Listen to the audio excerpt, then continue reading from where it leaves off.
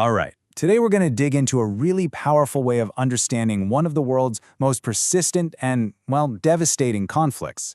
We're looking at Sudan, and we're going to unpack the deep-seated drivers of its wars, which really boil down to two things: resources and identity.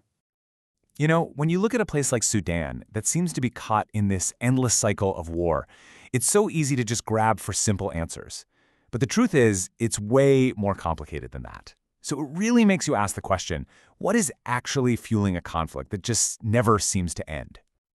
Okay, so let's dive in. And first, we need to get a sense of the sheer scale of this. We're not talking about one war or one bad event. We're talking about a long, tragic history of conflict that has really defined the nation for generations. I mean, pretty much since it became independent, Sudan has been in a state of almost constant civil war. You have the first civil war starting way back in 1955, a short break for peace, then the second kicks off in '83, and then the Darfur conflict explodes in 2003. Peace agreements? Yeah, they've come and they've gone, but that cycle of violence? It's just kept going.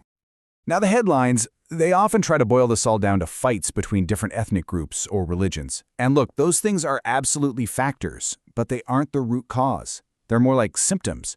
To really truly understand what's happening here, we have to look deeper than those surface-level explanations. And that brings us to the core idea we're exploring today. It comes from the work of Dr. Sliman Mohammed, who offers this brilliant two-part key. It's like a new lens that helps us unlock the real engine driving Sudan's conflicts. And here it is. Here are the two parts of that key. On one side, you've got the fight over tangible things, right? The resources. Who gets the land, the water, the oil, the money. And on the other side, you have this fight for identity. Who gets to say what Sudan is? Who holds the political power, and whose culture even gets recognized? So, here's the crucial point. The wars aren't just about one or the other. They are about the collision of both. It's this toxic combination of economic marginalization, where huge groups of people are totally cut off from the country's wealth, and cultural exclusion, where those exact same people are denied any real political power or recognition by the center. So, theory is great, but let's put this framework to the test. Let's take this resources and identity key and actually use it to see if it unlocks the specific reasons behind Sudan's biggest civil wars. This table here lays it all out, putting the drivers for each war right next to each other. And as you start to look closer, a really clear and kind of chillingly consistent pattern starts to show up. Okay, let's start with the first civil war. This one was almost entirely a crisis of identity. The South had been promised they could rule themselves, but the central government broke that promise.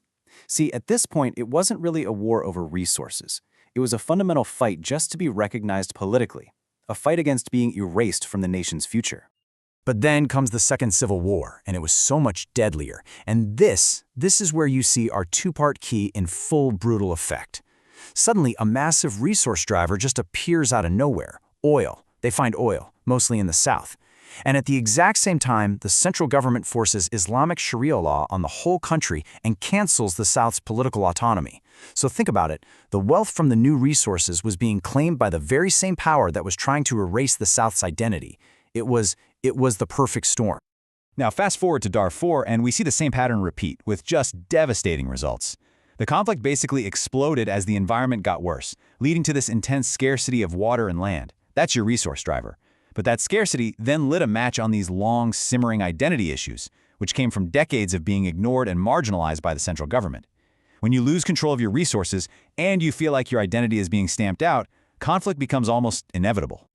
Now, it's really tempting to just look at all this and think, well, that's a Sudanese problem. But if we zoom out a bit, we start to see that this internal fight for resources in Sudan is actually a mirror of something much bigger, something happening on a global scale. This map here shows just how unequally wealth is spread around the world. So that intense competition for resources inside Sudan, it isn't happening in a vacuum. It's happening on a continent that is facing a massive disparity on the world stage. Let's just focus on the numbers for Africa for a second to see how stark this is. The continent is home to about 13% of all the people in the world, but it controls a shockingly tiny fraction of the world's wealth. 4%. Just let that sink in for a moment. 4%. This incredible global imbalance creates this enormous pressure, and that pressure then gets magnified inside nations, fueling the exact kind of resource conflicts we see in places like Sudan. So, what's the big takeaway here? At the end of the day, why does it matter so much to reframe Sudan's wars through this lens of resources and identity? It matters because it gives us a much better tool for actually building peace.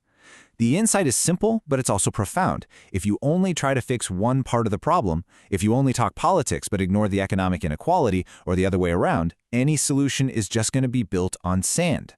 Real, lasting peace means you have to tackle both things, the struggle for resources and the fight for identity at the same time. And that leaves us with one last pretty critical question.